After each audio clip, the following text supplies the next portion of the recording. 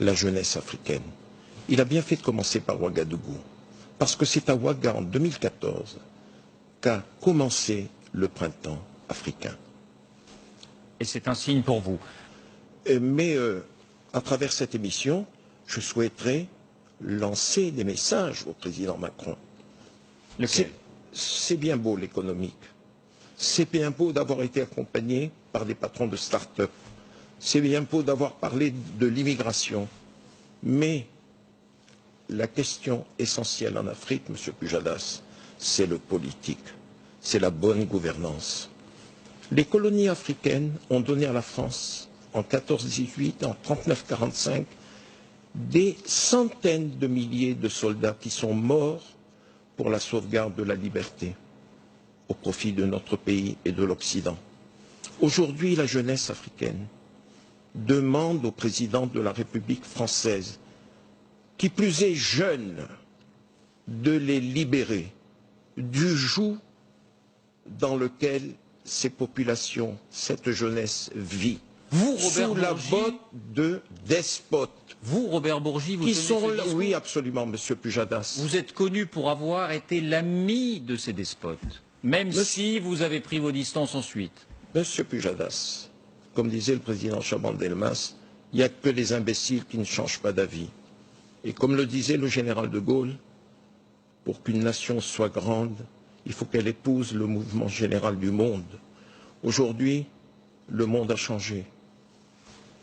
Le mondialisme exige des choses qui n'étaient pas possibles auparavant. L'Afrique doit muer d'un point de vue politique. L'Afrique attend de la France qu'elle pèse de son poids sur ces présidents africains qui restent 10, 15, 20, 30 ans, 40 ans, 50 ans au pouvoir. Monsieur Pujadas, le président Macron n'était pas né quand certains de ses chefs d'État étaient déjà au pouvoir. Bonsoir Fabien. Bonsoir David. C'est à vous. Bonsoir Robert Bourgi. Bonsoir. Cet été a eu lieu à Paris le premier procès pour des biens mal acquis, c'est-à-dire des immeubles, des appartements. Ça, ce sont des biens qui tombent par terre, des bouteilles d'eau. Voilà.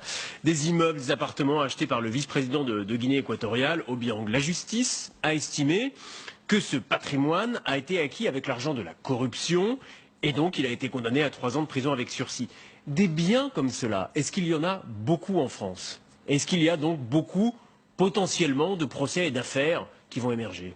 Vous avez le Congo, Brazzaville, vous avez le Gabon, notamment les propriétés d'Omar Bongo. Et si l'on s'intéresse de plus près, je pense qu'il y a d'autres chefs d'État africains qui pourraient tomber sous la coupe de la justice française.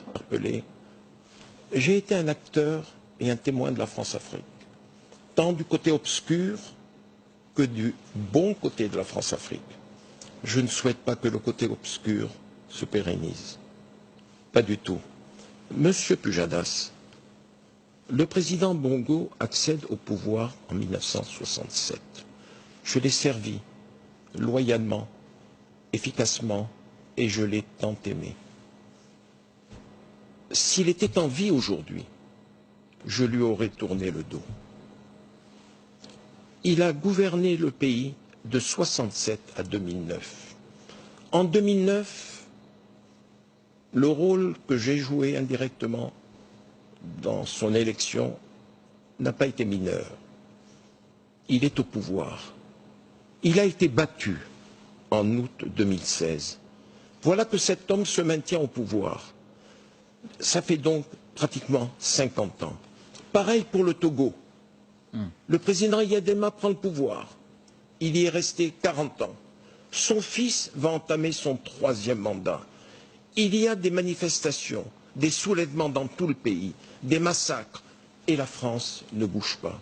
C'est pour cela qu'au début de mon propos, je disais que le président Macron a un devoir vis-à-vis de toutes les populations africaines, de toute la jeunesse africaine qui attendent beaucoup de lui.